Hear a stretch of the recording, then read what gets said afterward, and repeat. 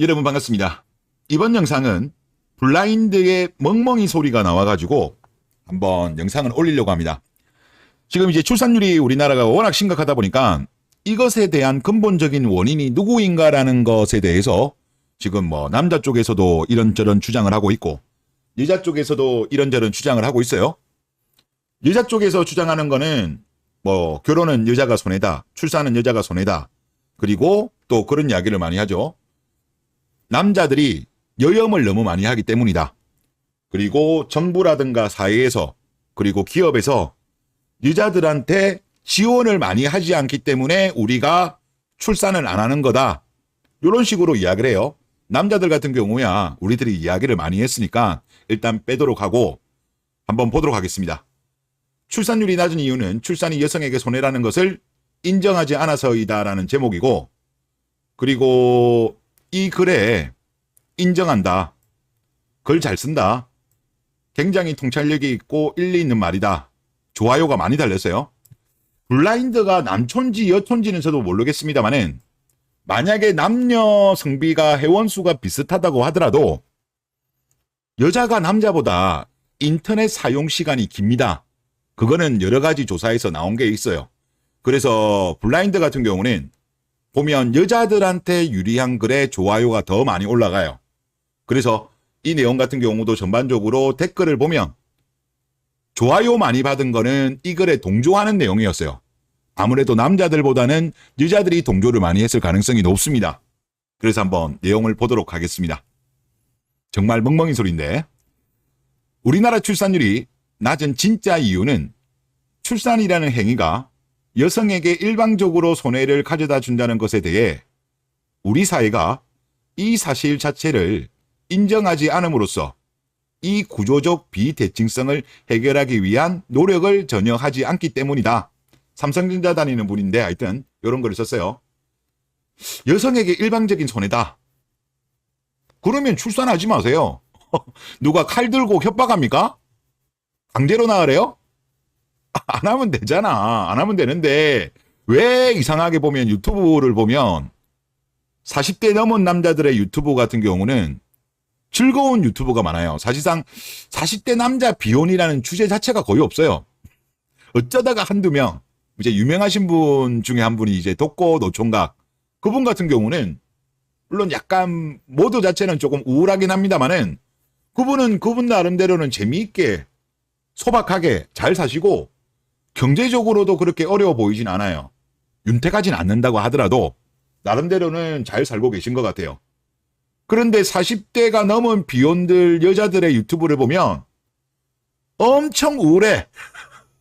후회하고 널널로 살았다는 걸 후회하고, 또 이제 40이 넘으니까 이제 제대로 된 직장도 없고, 그리고 뭐 원룸에 살고, 독거노총각 아저씨는 그래도 뭐 전세 살고 있는 걸로 제가 기억이 나는데 극명하게 차이가 나요. 재정적으로도 힘들어 보이고 전체적인 분위기도 차이가 많이 납니다. 왜 그럴까요? 여자의 20대 30대 삶과 40대 이상의 삶은 전혀 달라요. 남자는 건강 부분에서 안 좋아지고 외로움이 있어지는 거는 좀 있지만은 큰 차이는 없어요, 남자는. 그리고 이 글 쓴 분도 제가 보면 피해의식이 쩔어 있는 케이스예요. 이런 사람은 절대 결혼하면 안 돼요.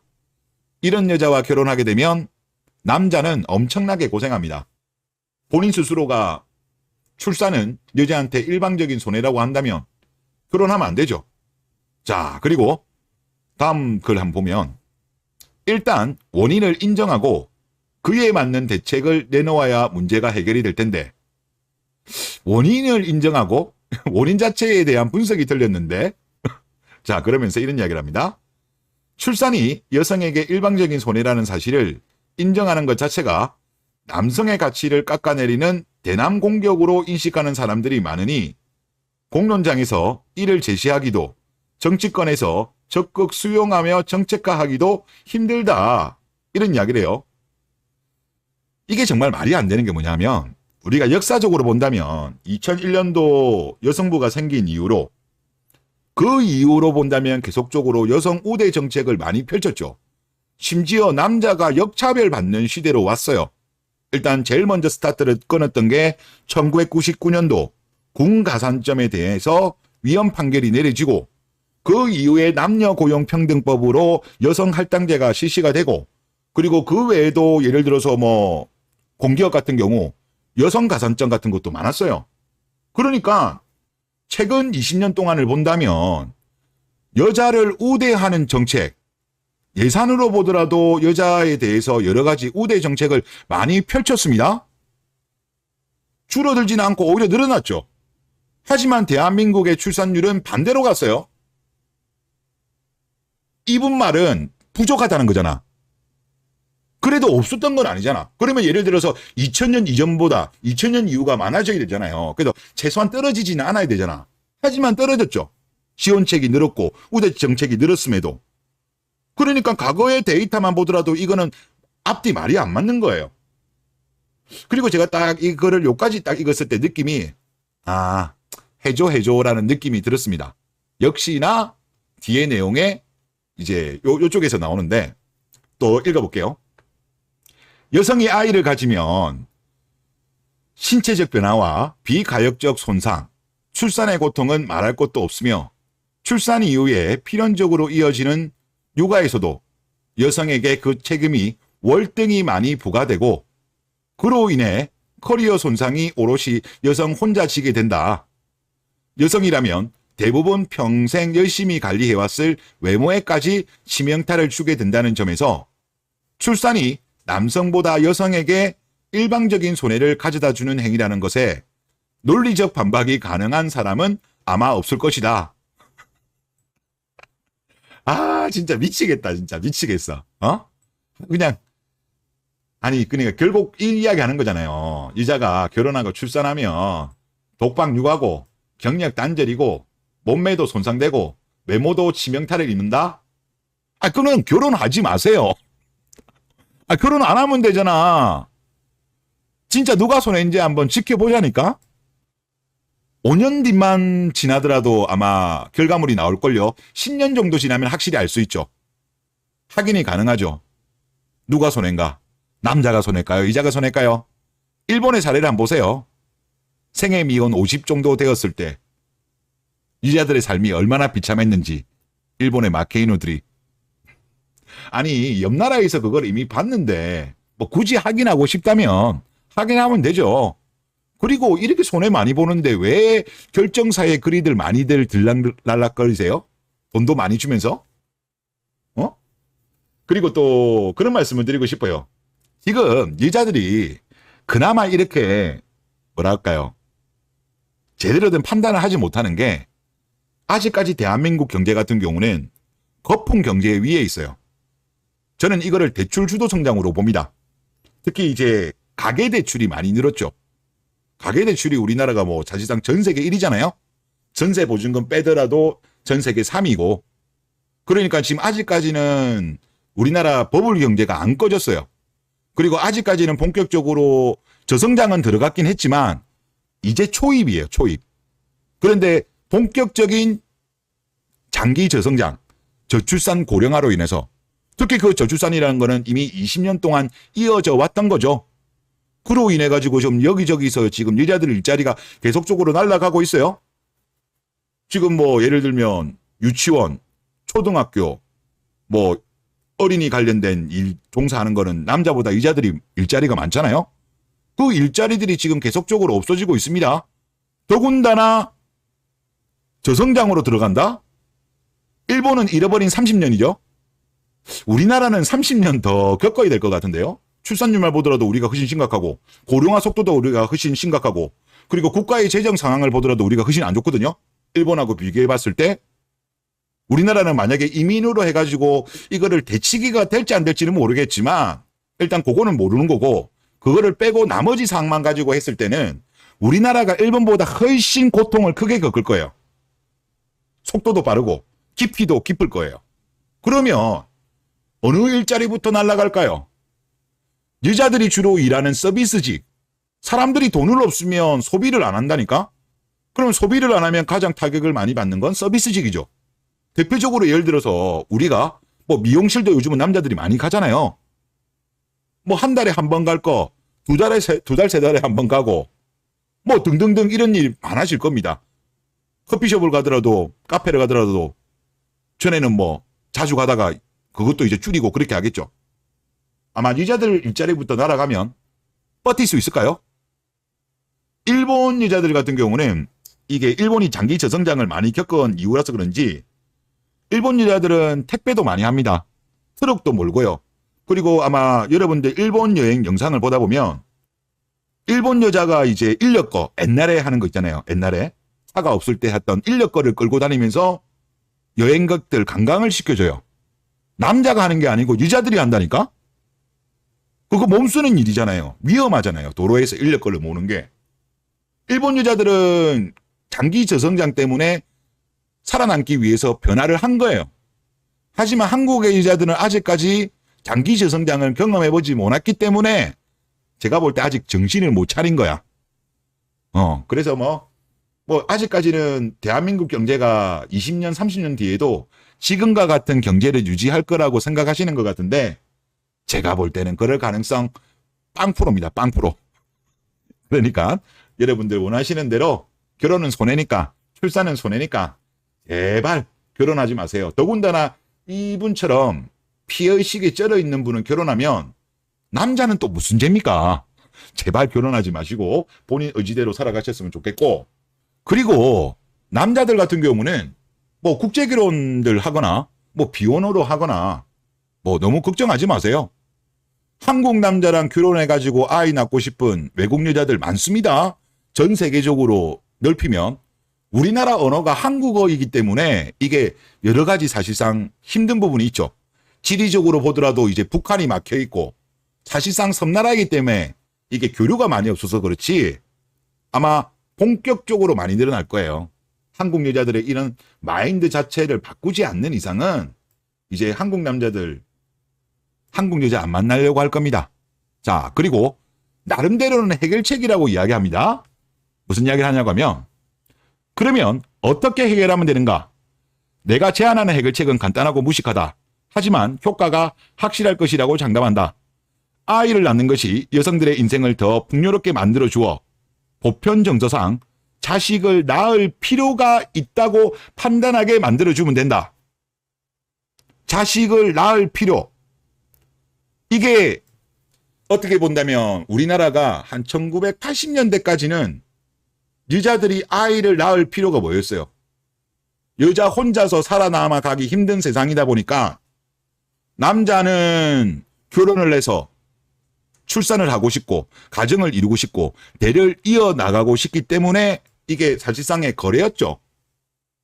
그런데 이분 말씀은 그런 이야기가 아니에요. 낳을 필요. 자, 무슨 이야기를 하냐. 이런 이야기를 합니다. 구체적으로 그 여성이 출산에 들어가기 전에 사회에서 올리던 소득의 일정 비율을 자녀가 20살 성인이 될 때까지 국가에서 보장해 주자. 뭐 비혼 1인 여성 출산 말하는 건가요? 뭐 그 이야기 같기도 하고 만약 출산 직전 3년간 평균 4천만 원을 받던 여성이 출산을 하면 그 여성이 사회에서 일을 하지 않아도 연 4천만 원을 국가에서 20년간 지원하며 만약 평균 1억 연봉을 받던 여성이 출산을 하면 6천만 원을 지원하는 식이다. 뭐 모든 숫자는 예시며 현실적으로 집행 가능한 구체적인 금액과 비율은 더 정확히 논의할 필요가 있다. 이런 단서를 달았는데 이게 말이 안 되는 거죠. 현실적으로 집행 가능한 게 아니에요. 이 예시 자체가. 4천만 원을 받았던 사람한테 20년간 4천만 원을 지원하고 뭐 1억을 받았던 사람한테 6천만 원을 계속적으로 지원하자? 현실적으로 집행 가능하다? 가능할까요? 제가 볼 때 불가능하죠. 자, 일단 보세요. 우리나라 지금 돌아가는 상황. 올해만 하더라도 세수 펑크가 59조 원 정도로 전망되고 있습니다. 원래는 400조 정도 거칠 거라고 봤는데 341조. 한 15% 정도? 세수가 뻥크가 난 거예요. 전망치보다. 그리고 우리나라 지금 경제 같은 경우도 9월 9월달 같은 경우도 지금 9월 1일부터 10일까지 수출이 7.9% 감소했습니다. 지금 무역수지 적자예요. 12개월 연속 마이너스가 지금 눈앞이에요. 그리고 국민연금 재정도 보세요. 지금 2023년도 5차 재정 추계를 보더라도 원래 4차 재정 추계일 때는 고갈 시기가 2057년이었는데 2055년으로 앞당겨졌어요. 물론 이것도 나름대로는 희망회로를 많이 돌린 거예요. 저출산이 반등할 거라고. 이거 계속 앞당겨질 겁니다. 계속 앞당겨지고. 건강보험공단 재정도 보세요. 지금 2022년도 적립금 같은 경우는 21조이긴 합니다만은 이제 올해부터는 아마 재정 수지가 적자로 돌아섭니다. 그러면서 이게 뭡니까? 적립금이 마이너스로 가는 게 2027년으로 전망이 되고 있어요. 결국은 건강보험료도 올려야 돼. 국민연금도 어차피 계약을 해야 돼요. 지금은 요율이 9%잖아요. 그런데 지금 나오는 이야기가 뭡니까? 12%, 15%, 18% 이야기가 나와요. 그리고 수령 시기를 65세에서 68세. 그리고 받는 금액은 동일하게. 여러 가지 상황을 봤을 때 우리나라가 물론 저출산에 대한 예산을 쓰지 말아야 되는 건 아닙니다만은 이렇게 큰 돈을 도와줄 수 있는 여건이 안 돼요. 안 돼, 현실적으로. 그런데 이 여자분이 하는 말이 뭐냐? 결국은 그거예요. 결론은 이거야. 새로운 아빠인 정부한테 돈 내놔. 해줘. 돈 안 주면 우리 아이 안 낳을 거야. 응석 부리는 거야. 그런데 이 여자들은 모르는 거야. 이자들은 평소에 뭐 정치 뉴스라든가 경제 뉴스라든가 이런 거를 잘 보지도 않고 또 그걸 본다고 해도 그 깊은 숨은 의미에 대해서 깊이 있는 생각을 안 하던데, 물론 이거는 제가 틀릴 수도 있습니다만은 정치권에서는 한국 여자 당신들을 포기했어요. 제가 이 직전 영상에서도 그 말했는데 최근에 저출산에 대한 거를 보면 뭐 민주당이나 국민의힘이나 정부나 언론이나 엄청나게 파격적이고 혁신적인 저출산 대책이 안 나와요. 하나마나 한. 즉 이 이야기는 뭘까요? 상황이 이런데도 해야 되는데 안 해요. 그냥 하는 신용만 하는 거예요. 척만 하는 거예요. 그냥 이민국가로 가겠다는 거예요. 한국 여자들이 애를 안 낳아도 알바노? 그냥 우리는 니들 응석 부리는 거 이제 지쳤다. 포기한다.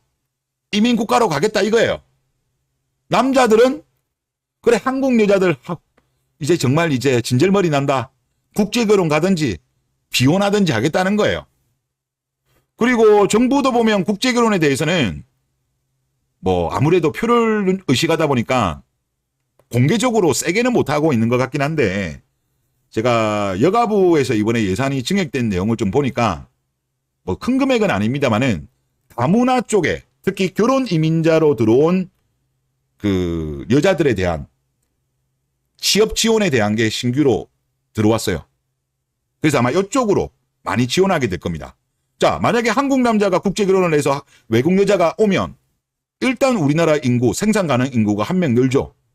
그리고 아이를 한 명만 낳아도 뭡니까? 플러스 2가 되는 거야. 근데 지금 한국 여자들이 요구하는 거를 보면 너무 비현실적이고, 우리나라 재정으로 보더라도 요구하는 게 너무 많아. 요구하는 게. 우리나라 지금 국가 재정이 이거 할 수 없어요. 고령화가 너무 심하기 때문에.